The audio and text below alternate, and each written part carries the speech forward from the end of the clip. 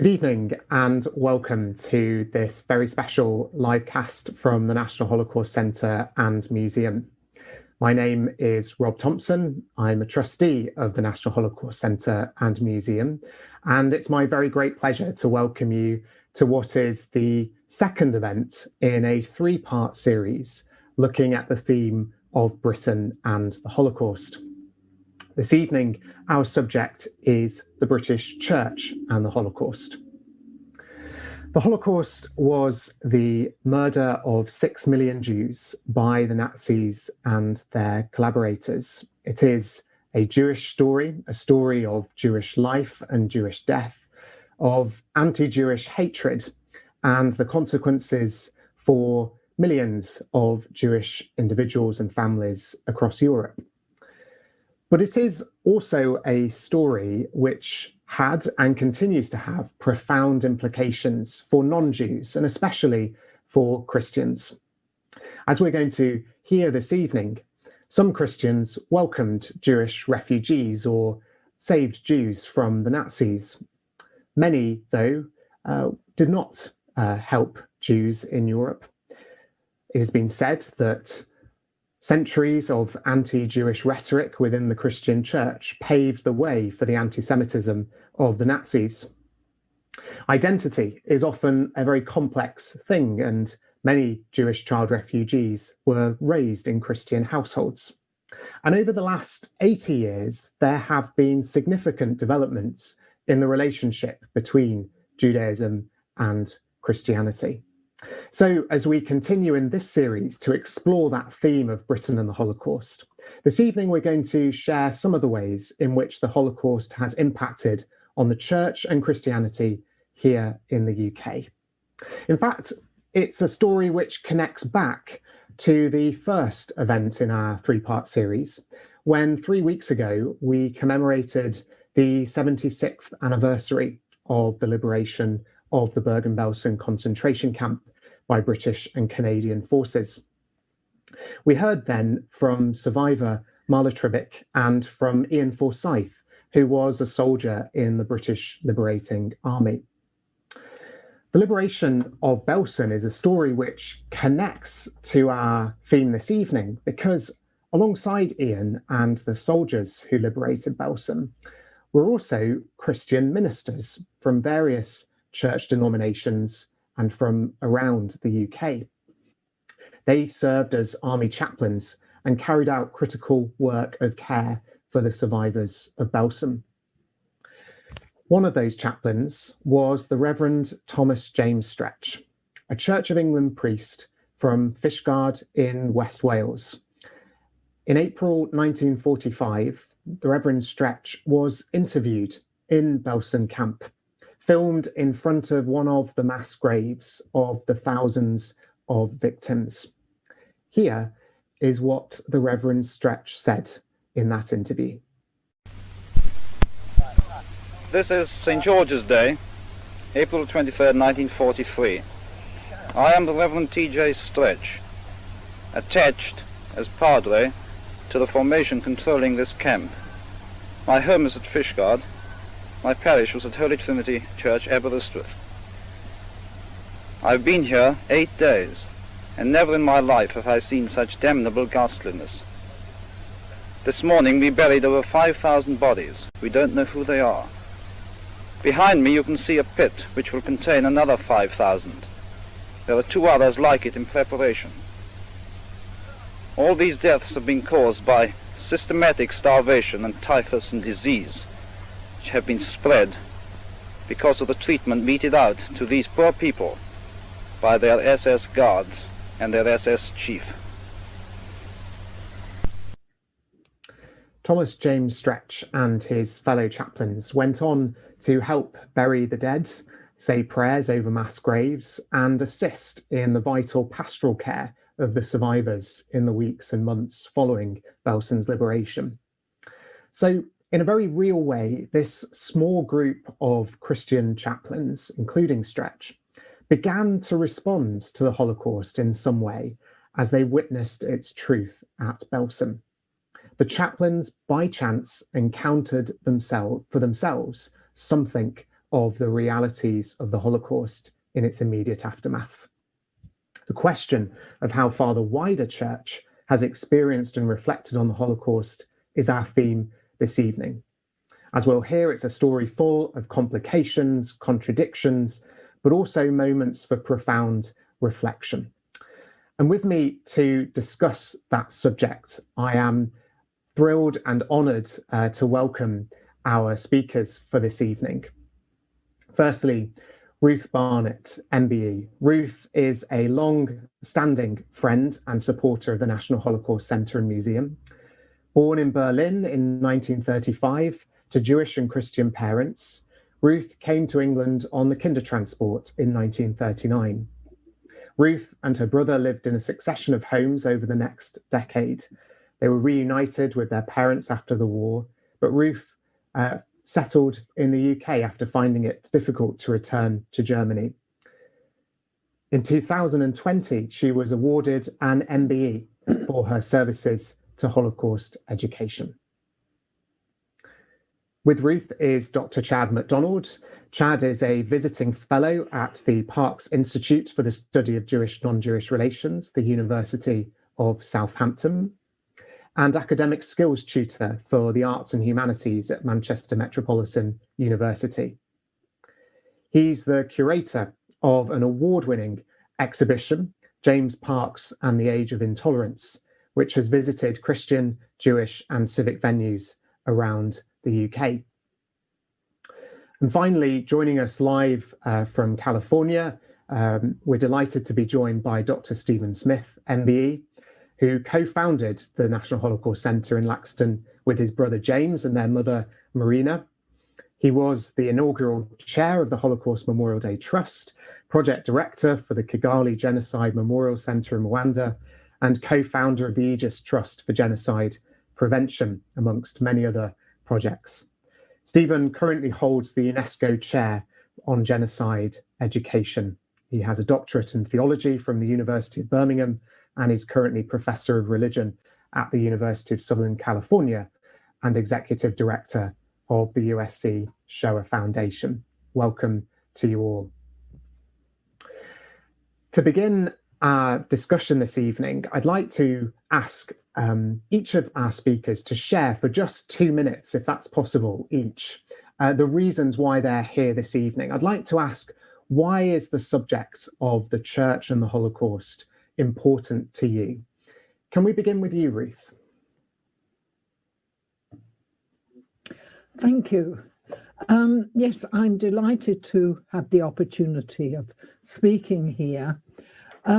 I'm very interested, have been for over 20 years, in talking about my story, my own experience of the Holocaust years, because I think it's an enormous, sad indictment on our lack of civilization that 76 years since we all vowed never again at the end of the Holocaust, it is still happening today.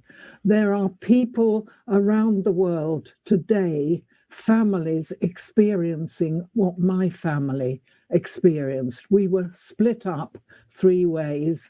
My brother and I came to England. My father escaped at the last minute to Shanghai, and my mother, who was not Jewish, was trapped in Berlin. Similar experiences families are going through still today, and that is why I try to use every opportunity that comes my way to tell people the truth of what did happen and what is still happening today. Thank you, Ruth. And Chad, why does this subject matter to you? So my research has particularly looked at why individuals have sought to remember the Holocaust in the post-war period, particularly looking at the period from 1945 to 2001. And what we find is across the post-war period, the Christian understanding or misunderstanding of the Holocaust is a recurring feature. So on the one hand, what we can detect across the post-war period is actually a sense of indifference and apathy towards the Holocaust in Britain, picking up on what Ruth said, really. But on the other hand, we do have individuals who have really worked to ensure that the Holocaust is remembered and its implications for wider society are remembered. But I really think to understand Holocaust remembrance in this country, it's really essential to understand the link between Christianity and the Holocaust to really understand how Britain is engaged or not with the Holocaust in the post-war period. Thanks, Chad, and we'll explore some of those complications this evening. And Stephen, the same question to you. Well, thank you, Rob, and thank you for having me this evening. And hi, Ruth. Mazel tov on your MBE. That's wonderful and well-deserved. It's wonderful to see you again, and great to meet you, Chad. So, thank you. The Holocaust happened to the Jewish people. It is a tragedy and a horrific event that will be with them all for generations to come, for their children and their children's children and their children's children's children. But the Holocaust was not the making of the Jews.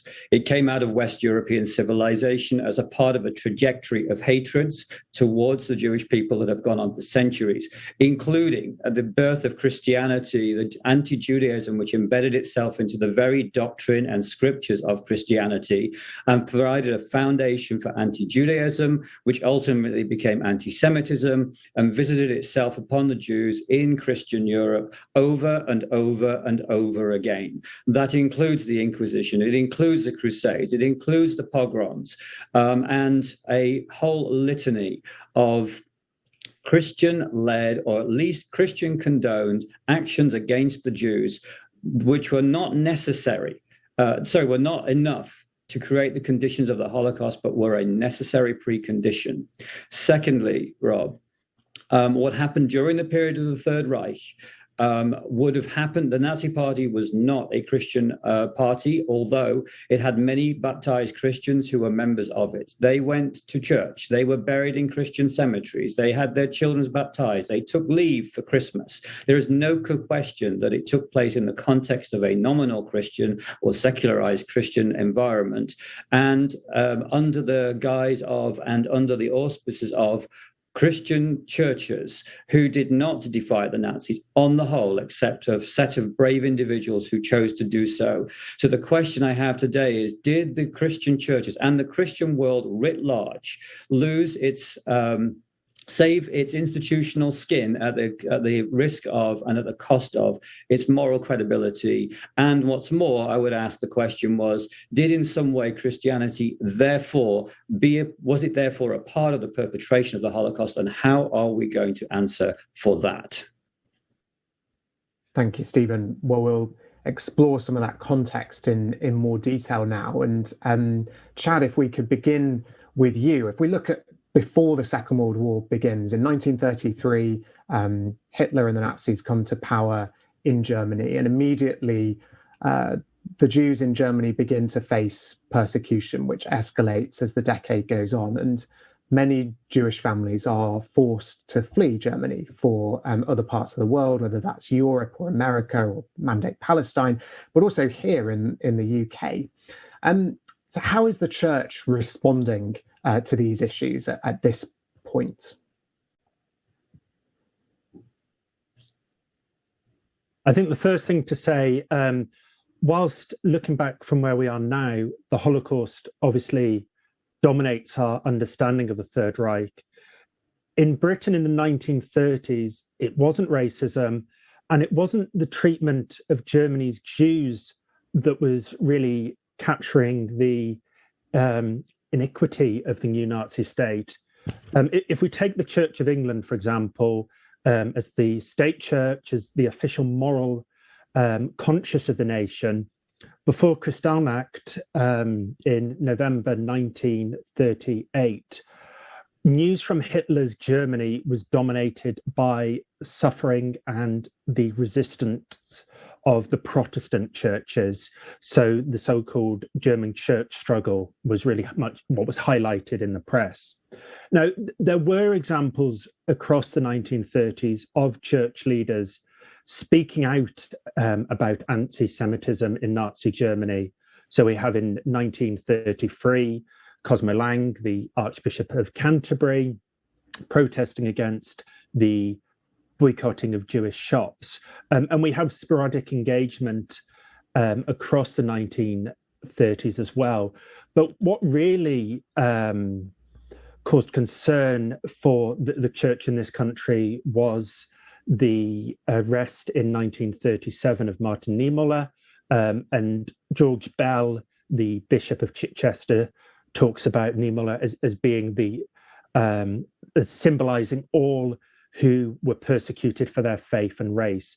So even when we get to Kristallnacht in 1938, it's very much seen through this prism of English Christianity and about the general campaign and persecution of Christians rather than Jews. So I think it's important that we keep that context in mind, because that does shape how the church does and does not respond to events before, during and after the Holocaust. Thanks, Chad. And Ruth, this period obviously has very personal implications for you and your story. You were born in Germany in 1935, I believe, so 2 years after Hitler had come to power. Could you tell us something about your childhood in Germany, Ruth, and how it was that you came here to the UK? Well, yes, I was only born in 1935, so I have very little memory of my first home in Germany. I was only 4 when I left it, just 4 when I came to England. I have snatches of memory. And of course, looking back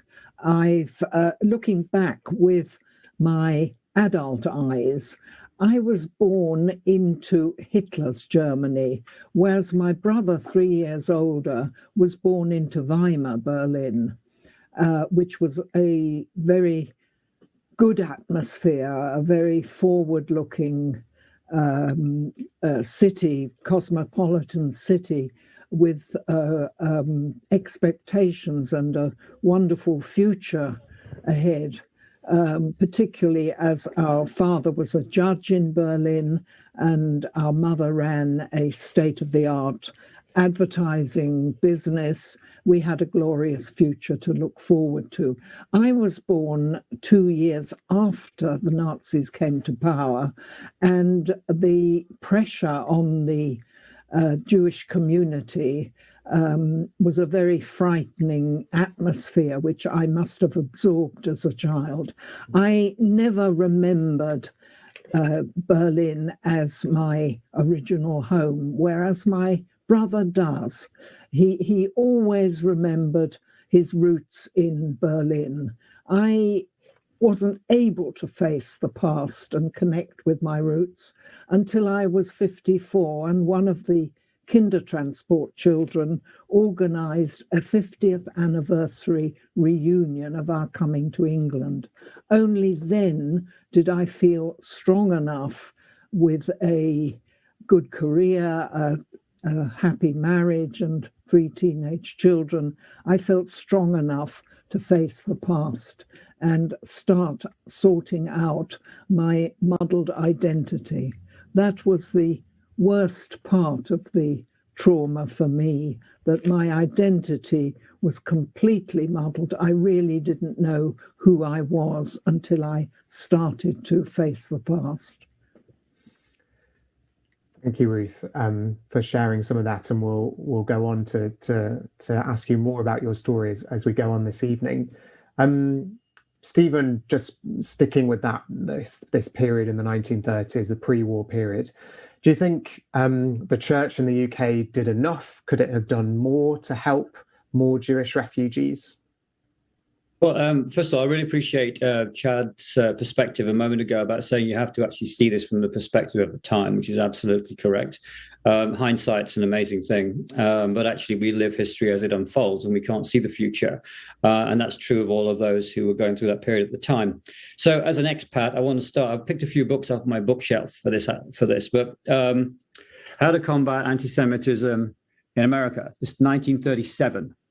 So this was actually a response to National Socialism. It's a set of essays. But what interested me was the first essay in here is called A Job for Christians, written by a gentleman by the name of H.C. Engelbrecht, who addresses specifically the fact that anti-Semitism, it has to be addressed from a Christian perspective because it is largely the source of the types of anti-Semitisms which he details. So it's interesting that that was being grappled with. But I'm actually from the UK. Some of you might be familiar with this book. And if you're not, it's one to get familiar with. The Yellow Spots, The Extermination of the Jews of Germany, which is very obviously a book about the Holocaust, right? Because that's what it says on the cover. And it was actually had an introduction by the Bishop of Durham, the first complete documentary study. Now, what's interesting for our viewers today is the publication of this book about the Holocaust was 1936. The Extermination of the Jews of Germany, 1936. You'll also notice it's not a thin volume. It's got something like 281 pages. So what's this book about and why is it important and why is the Bishop of Durham's endorsement of it important? This is a documentary detailing the laws against the Jews and the implication for the Jews of those laws that have been implemented up until February 36. And so what we're seeing here, not only are the laws themselves, but what Jewish people were saying about the implication of those laws on their lives. This is 2.5 years before Kristallnacht. It's published 2.5 years before Kristallnacht. So the Bishop of Durham writes the introduction to this. Now, interestingly, he doesn't focus on Christian anti-Semitism at all. He sees it in the context of racism and actually acts against all non-Aryans. But I think it's a really instructive way to see from Chad's perspective. So what was that at the in that moment of time? How was that viewed, including by Christian leaders? The other thing I'll share with you, I've got a pile of them, by the way, is this one here called The New Inquisition. It's actually written by a guy called Conrad Hayden, whose mother was Jewish and father was German, and he was writing in Germany. Actually, he was writing in America, having left Germany in the 1930s. This was published in 1939, I believe. But the title is interesting. He's drawing on the title of The Inquisition, and what he tries to do is look at how ultimately both of these authors, from the Yellow Spot and the New Inquisition, how there is no possible outcome for the Jews of Germany other than their destruction. And they're both printed in prior to the beginning of World War II and targeted to Christian audiences. So the question I sort of leave with that is, if they knew and could be published at that time, what does it say about, it seems to me that there isn't much excuse in terms of they didn't know, even though they couldn't ultimately know what would happen as a result long term. That's fascinating, Stephen, and particularly that introduction from the Bishop of Durham and kind of conceiving this in terms of general racism, but not specifically anti-Semitism. And I wonder, Chad, if we could then bring in the story of someone who perhaps was able to recognize Nazi anti-Semitism as hatred of Jews in particular. And that's someone who's already been mentioned, the Reverend James Parks Institute, of which you are a visiting fellow. Could you tell us who was the Reverend James Parks and why is he important to all of this? Well, Parks was really one of the most remarkable people, in 20th century Christianity. He was one of the first in the English-speaking world to recognize the threat from Nazi racism. And he really emphasized that there wasn't a Jewish problem, there was a Gentile problem, and within Christianity, deep-rooted anti-Semitism. And he was one of the first to conduct primary research where he suggested that over centuries, there was these Christian roots of anti-Semitism. So we undertook this primary research and looking at 300 years of Christian history. And Parkes very much rejected, which was a view that was held by leading members of the church at the time, including William Temple, this belief in Christians converting Jews. He wrote that good Jews are not good Christians with something lacking, and good Christians are not halfway to becoming Jews. So he really saw the value of both faiths. And as I said, this put him at odds with leading members of the church. And it was a striking position to take, because in 1926, Parkes was ordained in the Church of England. And throughout the 20s, Parkes's importance isn't just because of his scholarship, although that was prodigious. He also travelled across Europe in the 1920s and in the early 1930s, and he detected the rise of anti-Semitism, particularly on university campuses. And in detecting this, he was at least a decade ahead of his time.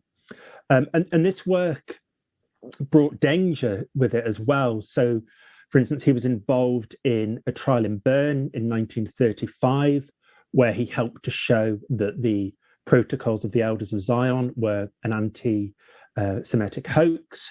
And before he left Europe to come to England, an assassination attempt was made. But the Swiss Nazi Party got the wrong person. So Parkes always dressed a little bit scruffily. So when they saw somebody in a suit, they assumed that this must be this academic. And it wasn't actually, it was his assistant. But his assistant was attacked and was left with lifelong injuries. So there was that real seriousness to Parkes's work. But even when he came back to England in 1935, Parkes continued to support communities in Europe, and at any one time there were between 5 and 7 refugees or evacuees living with him.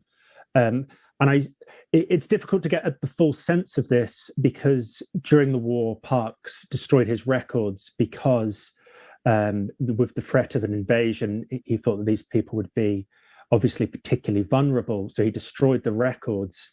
But I think the most famous example that we know of is Alexander Teich, who was involved with the World Union of Jewish Students and is the grandfather of the actress Rachel Weisz. And Parkes helped to bring him to England, to Bali. And he lived with Parkes for a while, and then Parkes found him a cottage in Bali as well. So Parkes, in that kind of quick overview, I really want to get at the energy and kind of the determination of Parkes to show these long-term trends, and also to help Europe's Jewish communities as well. It's an absolutely fascinating story of a Christian minister who did a huge amount of work pre, during, and after the war. I'd like us to return, Ruth, to your story, if that's okay. You came to the UK in 1939 on the Kindertransport, as we've heard. I think I'm right in saying your father was Jewish and your mother was Christian. And you've said to me previously that they wished you to be raised in the UK with a Christian family. And I wonder if you could explain why that was, and what those families were like who looked after you in those early days. Yes, our parents wanted us to go to a Christian family in England. And our mother, who, as you said, wasn't Jewish, was able to get the necessary visa, etc., and bring us on the train to England. And she brought us right to our first foster family, which was a Christian vicar and his wife, because they wanted us brought up Christian in order to protect us against anti-Semitism. And it worked. We experienced very, very little anti-Semitism because we were brought up Christian, and also we were taught English very quickly by being forbidden to speak German and having elocution lessons so that we had no accent. But unfortunately, the vicar, who was a lovely, gentle, kindly man, who I remember with great affection, unfortunately, his wife, who was a lot younger, had no children of her own, and I think really didn't want to have to look after two children. She might have liked two sweet little well-behaved children she could dress up and show off. But refugee children are not like that. They're desperately homesick. They don't understand why everything is done so differently to what they're used at home. I simply couldn't understand what was wanted of me. I was desperate to please and be loved, but I always got it wrong. And then the plan actually was that our mother would go back to Germany. She had to. She only had a short permission to stay, and she needed to go back and get her husband, our father, out. And then she was going to come back and pick us up and take us to wherever our dad had gone to. But that didn't happen. She was trapped. She was arrested by the Nazis, and we don't actually know her story. But when the war began and our mother hadn't picked us up, our foster mother turned on us because there was a swell of anti-Semitism in England because the myth that the Nazis created, that the Jews had started the First World War and now they were starting another one, was believed by a lot of people in England. And she turned very cruel on us. And we were very, very unhappy there until the Quakers who sponsored us realized how unhappy we were and sent us to a wonderful Quaker boarding school. So I've always had mixed feelings about religion and Christianity in particular, because I actually lived hypocrisy without understanding, knowing the word, etc. Every Sunday morning we were scrubbed clean, dressed beautifully, and taken to church, which was a wonderful place where everybody smiled and you could really feel safe. But the moment we got back home after the service, which of course our foster father was taking, it was back into the nightmare.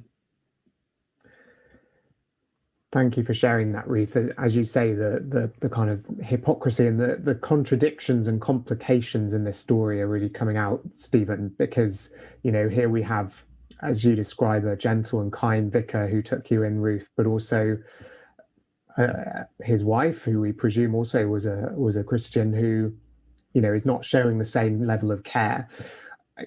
Stephen, we you know, not everyone in this time was like James Parks or like this other vicar who looked after Ruth. What can we make of, you know, what is a very, very complicated set of responses going on here? Yeah, well, thank you, Ruth, for sharing so personally and painfully about that period in your life. You know, I always think about the kinder transports and think to myself how much better it would have been had they been the familien transports. The whole families would have been brought, because the tearing apart of children from their parents was, you know, it was a shame. However generous many of those families and homes were in opening their homes to those children. Imagine what the parents went through, never mind the children, which we just heard from Ruth just now, in leaving their, you know, being separated that way.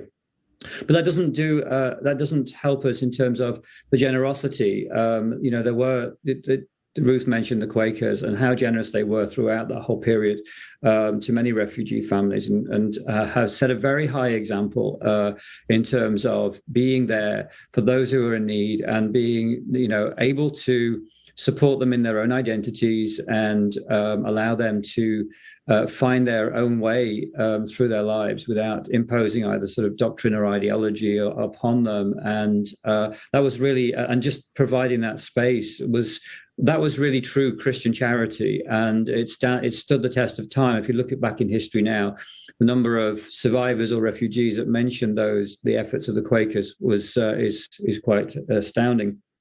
There were other stories, though, like those that Ruth told. Those of you who might remember Susie Bechhofer, who was a regular at the Holocaust Center, tells a story of, in her book, and she told me personally, probably 15 years ago now, of her nightmarish experience, also in a Christian family. The values of the family might be different to the values of the church or of Christianity, but the two do have this link. And, when Ruth mentions hypocrisy, as a little child, she was seeing that played out, that you could be a good Christian person on the outside and actually just be a really unkind person behind closed doors. But for these children, it mattered a lot. And for the Jewish world, it mattered a lot. I was very pleased to be hearing about James Parks from Chad, because folks may not know this, but in fact, I wasn't originally interested in teaching and memorializing the Holocaust. In fact, following that trip that our family took to Israel in the 1980s, which I'm very grateful for my parents for taking us on that trip, I got very interested in Judaism initially, and then the Jewish-Christian relationship. And in fact, it was to James Parks that I turned in the early 1990s and genuinely thought I was going to be like following in the footsteps of this, giant of 20th century Christianity, because to Chad's point, he had all the right, not only instincts, but theological and historical perspectives to be able to navigate this complex relationship with integrity. And for me, that was the most important thing, was the integrity. So when you see the letters and the way in which he was able to address not being contained by the institution of his particular denomination or of Christendom writ large, but actually saying what's the right thing to do and how is the right way to think in this situation, really set him apart. But I was also reminded of another letter, not specifically of a Christian clergyman or thinker, but a German by the name of Armin Wegner. Armin Wegner had taken the photographs in the First World War of the Armenian genocide. So whenever you see photographs of the Armenian genocide, you can almost be certain they were photographed by Armin Wegner. He was a German who was in the German Red Cross in Ottoman Turkey at the time the genocide was taking place. We'll stop there. There's a whole other seminar. But later in April 1933, he was in Germany when the first anti-Jewish boycott took place. And he too wrote a letter. And what he said in his letter to Adolf Hitler, the Chancellor of the Weimar Republic still at that time, was, what you did to the Jews of Germany today, you did to me as a Christian German. And we are going to hold you to account. And if you do not stop, not only will this result in the destruction of Germany's Jews, but it will also be a history that we will never recover from in German history. Armin Wegner is the only person who was made righteous among the nations by the state of Israel who never saved a single Jewish person. And the reason for that is he's the only known person to have objected in 1933 publicly to what happened to the Jews. And so to me, these characters like Armin Wegner and James Parks, they are the ones that we need to look to, because honestly, the rest of them are all such shades of grey. There's not a great deal to learn from them, and apart from saying, how do we avoid that kind of apathy or ambivalence when it comes to our own histories and our own work in the world today. But for those individuals who were outspoken, they are the ones that history has adjudged to be the ones that need to be learned from and to follow. Just to say to those watching at home, if you'd like to ask a question to any of our panelists, you please do post that into the comment box that you see, and we'll hopefully get time to get to those later on. Chad, clearly James Parks very important figure. Just thinking about how churches have begun to respond in the post-war period. James Parks, I understand we might be able to see an example of a letter he wrote during the war, trying to raise awareness of what was going on to the Jews of Europe. What does this tell us about how Parks responded to the facts of the Holocaust? And was that representative of other Christians? So the letter that Parks wrote in January 1943 was this letter that you can see here. So this outlined in 1,500 words with remarkable accuracy what had already happened to the Jews and how. And he really challenged the Allied declaration that was made in Parliament on the 17th of December 1942, because he said that action after the war was not good enough, because Jewish civilization in Europe was already being killed and being destroyed. So if you can read that text there, you can see the eloquence and also the urgency that he presents in that text. And Parks did have other communications with the government and with the Foreign Office. And there's a chilling bureaucratic example that when he communicated with the British government, he wrote each time with the numbers that were being killed, and each time the Foreign Office would cross off a zero on the figures that he was giving. So when he gave them the number of 5 million and they crossed a zero off, he gave up with numbers then. He did work with other individuals as well. And you may have seen from the front cover of one of the books that Stephen showed earlier, the publisher Victor Galantz, who also wrote a very stirring message on Christmas Day in response to the Allied declaration. And I think it's important to note the challenges and the frustrations that this work caused. So Galantz had a nervous breakdown, and the MP, Eleanor Rathbone, the MP for the combined universities, the stalwart within Parliament for refugees, she basically worked herself to the grave, and she died in 1946, so just after the end of the Second World War. So there were other individuals that Parks was working with to campaign against the government, and the Allied declaration was really a moment that did elicit some public consciousness to what was happening in Europe at the time, but that fell away, and action really wasn't taken. And I suppose we do always have to, as Stephen mentioned earlier, we have to consider questions of hindsight and these kind of issues. But I think a really interesting question is not what could the Allies have done, but kind of why did they decide not to act. In the post-war period, one of the really important trends of recent years has been the growth in Holocaust education, and at the heart of that growth in the UK has been the National Holocaust Centre and Museum, Stephen, which you and your family founded around 25 years ago. It's obviously a very personal response to what you learned about the Holocaust, and it's also a Christian story in a way, because you are a Christian family and you established a centre. Could you tell us something about the story of setting up the centre and how far you think your Christian upbringing and faith played a part in that story? Well, those of you who've had a chance to meet my parents get a sense of where we came from. My father is a Methodist minister, my mother,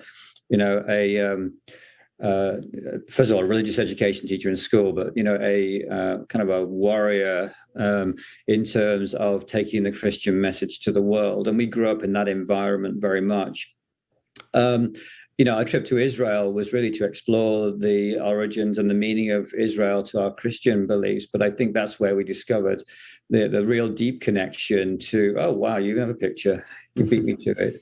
But going to Israel and trying to discover the connection to our own Christian roots. But I remember being at the Western Wall at the Hotel one Friday afternoon and thinking, wow, we came here to learn about our background and where it came from. And yet when I see Jewish people coming to the site of the Second Temple in Jerusalem, where Jesus of Nazareth would have gone as a practicing Jewish person, how come I don't understand what's happening here? And so that was a sort of a moment of discovery for me. And I think it, had similar resonance for the rest of the family. But, thereafter, when James and I were in Israel in the early 1990s, we went to Yad Vashem for the first time. And I think that's when we had this moment. We're going into Yad Vashem thinking that the Holocaust was a Jewish issue, which was the preserve of and the sacred space of the Jewish community, which to a large degree it is from a perspective of memory and loss. But at the same time, realizing as we looked at these church people, with their arms raised in Heil Hitler in front of Hitler, and Nazi doctors, perpetrating crimes against Jews and others in their medical experiments, we realized, wait a minute, this affects the entire West European civilization. So at that point, it became less about who we were as Christians, but who we were as Europeans and as members of this sort of civilization in which obviously the Holocaust had been latent within that civilization. Otherwise, it was simply not possible. So our question was, so how do we represent that? And I think in our journey to create the Holocaust Center, while we came from these deep, Christian and spiritual roots, what we were really trying to find was, what is this? What does this have to say to our society as members of that society? And how are we going to reflect on this in a way which is not just a matter of memory, but a real challenge to who we are and who we act, how we act and how we behave in society today? And so I think that's an ongoing part of the mission, not only of the National Holocaust Center in the UK, but for those of us who care about this history. We have to look back on it with the clarity that we've been talking about tonight, that actually these things happened. We have to describe them. We have to place ourselves in the position of understanding them in context. But we also then need to say, and so what does that mean to me as a Christian, to me as a Jew, to me as, an atheist, whoever we are? How do we apply the learning of this to the area and the community of which we're a part? Ruth, you've been telling your story at the National Holocaust Center for many years now. You're a great friend of the family and the center and the work of the center. I'm conscious that you were forced to flee Germany because your father was Jewish. You were raised in a Christian household, and yet you've reclaimed your Jewish identity. I wonder if you might share something of that journey of your identity, your experience of reclaiming that identity, and how was telling your story a part of that journey, do you think? Well, life is a journey, so of course it's a part of the journey of my life. But I actually, it's an interesting experience.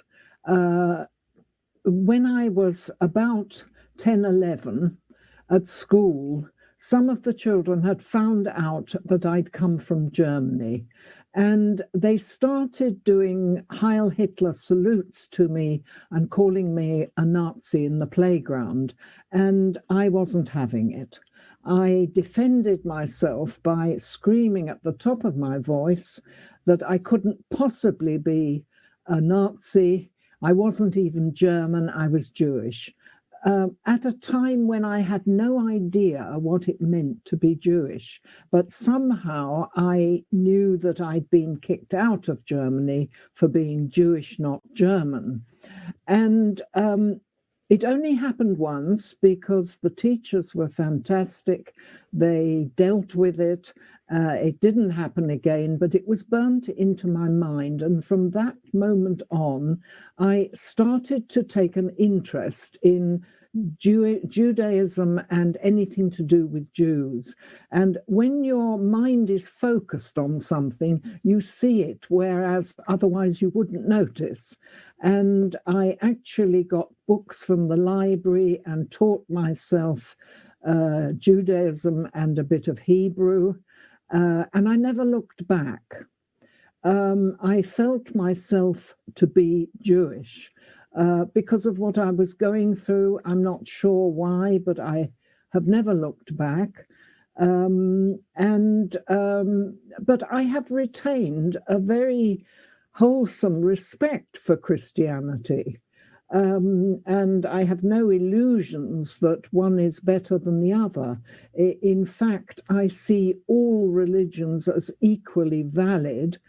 Even if somebody believes something that I feel is crazy or totally unacceptable, I feel they have a right to their own beliefs as long as they don't damage other people and as long as they don't try to make me the same. I don't like proselytism. I think all religions should be respected. Thank you, Ruth, and thank you for sharing that. And I think it's important that we hear that. We've got some questions from the audience I do want to get to, but Chad, we can't not mention the exhibition on James Parks, that a couple of banners of which we can see behind you. I guess you must see James Parks as an example that we can learn from today. And I wonder, as you've taken the exhibition to Christian audiences and to Jewish audiences, do you see a reaction from people that he can speak to today's context?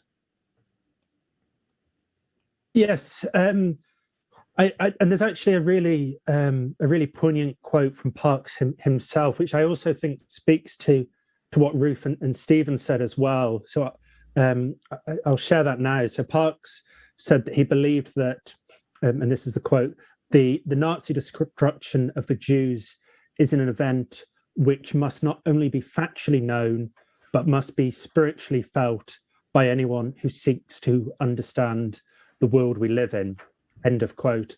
And I think seeing the exhibition go round to Christian, to Jewish, and to other venues, seeing how people have engaged with Parks and Parks's understanding of the Holocaust has been really illuminating, and it's been particularly poignant. You showed some pictures of Bali, where Parks lived for many years.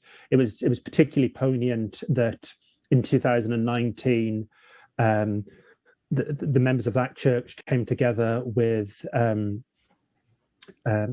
some visitors from the Jewish faith that they invited to an event they held there, and they had an interfaith communal event.